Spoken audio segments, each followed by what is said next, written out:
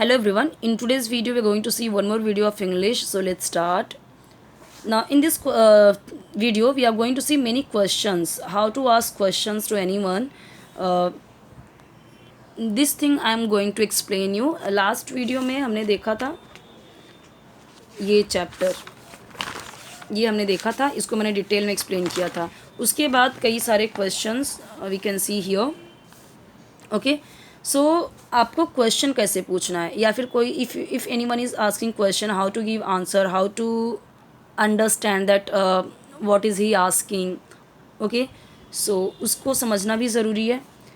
एक चीज़ यहाँ पे दिया गया है, find the words in the story which mean. Bitten का मतलब क्या है, तो देखो यहाँ पे हमें क्या मिल रहा है.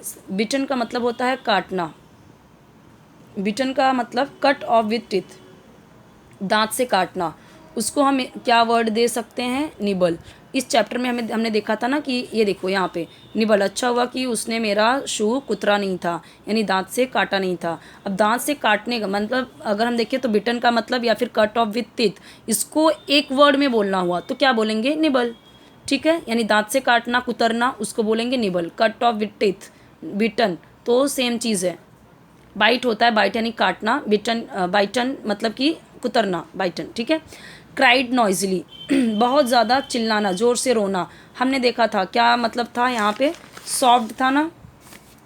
ये देखिए सॉफ्ट, स्टेप एंड सॉफ्ट, तो ऐसे मतलब क्राइड नॉइजली, ऐसे आवाज़ दे दे के रोना, तो उसको क्या बोलेंगे, सॉफ्ट.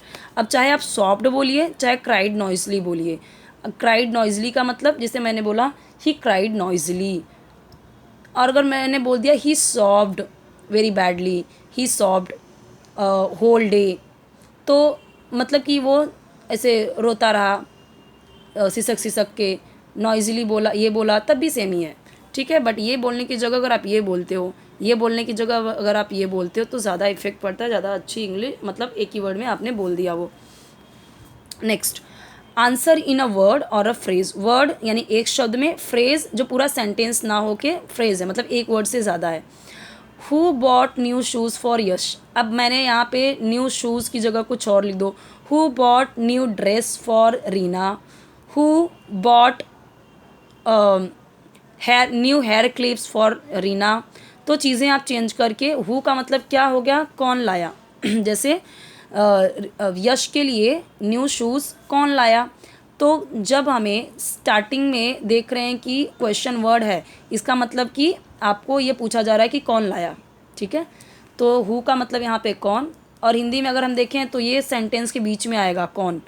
ठीक है, तो हिंदी के बीच में जब पूछ रहे हैं हम, तो इंग्लिश बनाते टाइम उसको हम किस में लेके जाएंगे, पहले लेके जाएंगे.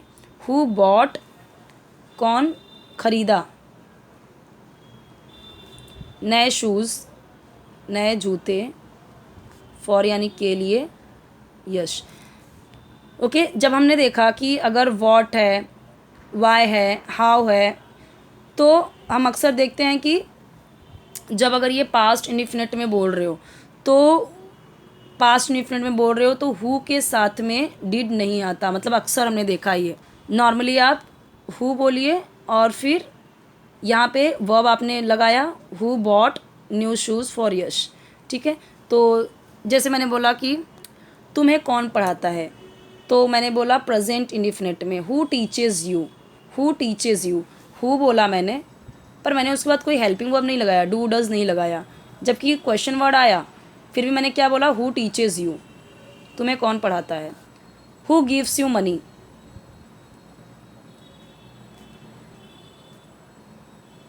तुम्हें पैसे कौन देता है. ठीक है, तो मैंने क्या देखा कि जब मैं प्रेजेंट इंडिफिनिट में बोल रही हूँ और वहाँ पे मैं हु बोल रही हूँ, ता है, ती हैं, ते हैं, क्या है आपका, गिव्स लग रहा है. टीचेस यानी वर्ब में एस आई एस लग रहा है, तो आपका प्रेजेंट इंडिफिनिट टेंस ही है. तो मैं क्या देख रही हूँ, जब मैं हु यूज़ कर रही हूँ तो मैं डू डज का यूज़ नहीं कर रही हूँ. वही जब मैं वॉट, वेयर ये सब यूज़ करती हूँ तो मैं बराबर डू डज का यूज़ करती हूँ.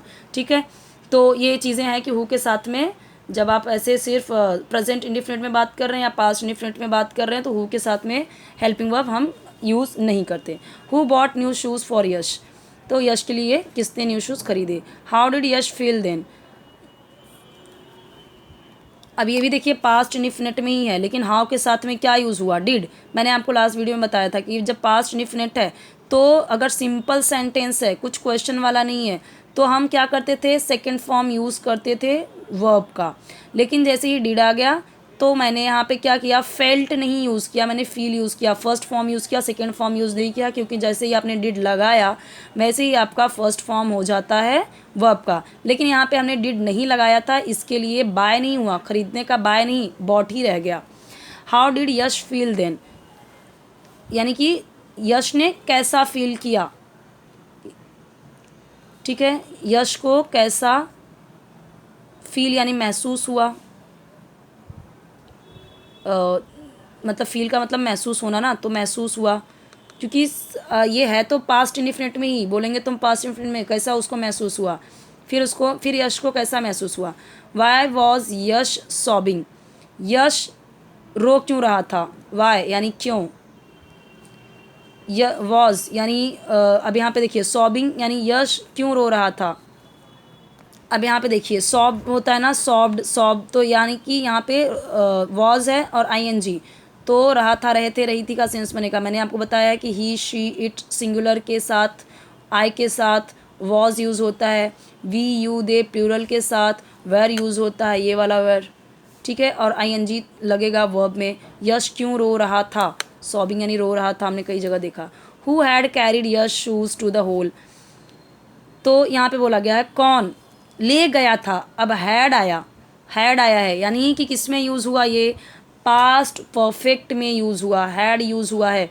तब यहाँ पे देखो कैरी का यूज़ नहीं हुआ, कैरी यानी ले जाना, कैरिड का यूज़ हुआ, थर्ड फॉर्म यूज़ हुआ। Carry, carried third form use हुआ है। हु के साथ में कब यूज़ हुआ, पास्ट इंडिफिनिट में नहीं हुआ, प्रेजेंट इंडिफिनिट में नहीं हुआ। परफेक्ट है तो परफेक्ट में यूज़ होता है। यहाँ पे रूल है कि कोई भी क्वेश्चन वर्ड हो उसके साथ में हेल्पिंग वर्ब यूज़ होगा।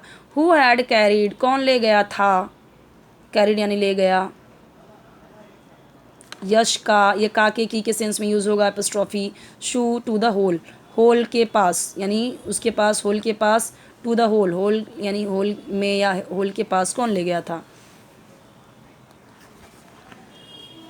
अब यहाँ पे देखिए there is only one shoe here, एक ही शू था, यस, ओनली यानी सिर्फ,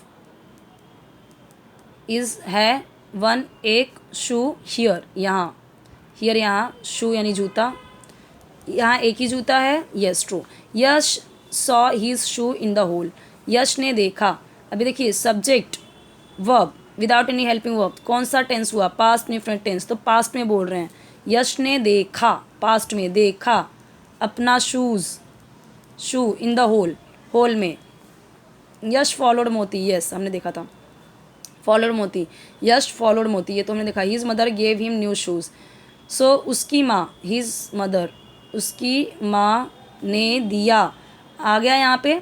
गिव होता है first form, gave second form, given third form. अब अगर यहाँ पे हैड होता ना, हिज मदर हैड, तब हो जाता गिवन, ठीक है। अगर हम बोलते कि उसकी माँ देती है, प्रेजेंट इंडिफिनिट में, हिज मदर गिव्स, तो फर्स्ट फॉर्म आता और एस आता, क्योंकि प्रेजेंट इंडिफिनिट टेंस का रूल है कि सब्जेक्ट के बाद अगर वर्ब आया, ठीक है, प्रेजेंट इंडिफिनिट टेंस में वर्ब आया पहले और फर्स्ट फॉर्म में है, तो एस ऐड होता है कब, जब सब्जेक्ट आपका है ही शी इट सिंगुलर, तब आपका यूज़ होगा वर्ब के साथ में एस। अगर आपका सब्जेक्ट है आई वी यू दे प्लूरल, तो वर्ब में एस या एस ऐड नहीं होता। तो अगर प्रेजेंट इंडिफिनिट टेंस बनाना है कि उसकी माँ उसे न्यू शूज़ देती है, तो his mother gives him new shoes. अगर मैंने बोला कि उसकी माँ ने उसे नए शूज़ दिए या दिया, his mother gave him new shoes, मुझे बोलना है कि दे दिया था, ठीक है, दे चुकी थी, तो हिज मदर हैड, हैड आएगा, यहाँ पे हमने देखा हैड, फिर हैड के साथ थर्ड फॉर्म लगा, तो यहाँ पे भी थर्ड फॉर्म लगेगा, his mother had given him new shoes. Easy है। थैंक यू मोती सेड यश, ये तो हमने देखा है। अब जो हार्ड वर्ड हैं आप इसे लेके लर्न कर सकते हो। यहाँ पे मैंने तो मीनिंग लिख के दिया हुआ है लास्ट वीडियो का, तो आप वो वीडियो देखिए अगर आपने नहीं देखा है तो, बहुत इंपॉर्टेंट है आपके लिए सारे। और 3 प्लेलिस्ट आपको मिल जाएंगे, English stories translation, and basics of English, spoken English, वो सब आपको मिल जाएगा प्लेलिस्ट में, जो आपको ईजी लगे। पहले आप बेसिक अपना क्लियर कीजिए, बेसिक अच्छे से हो गया है तो आप फिर आगे का देख सकते हैं। इंग्लिश स्टोरीज ट्रांसलेशन वाला ये रह गया, ये मैं हम देखेंगे नेक्स्ट वीडियो में। ये भी क्वेश्चन वाले हैं, इंपॉर्टेंट है कैसे क्वेश्चन पूछने हैं।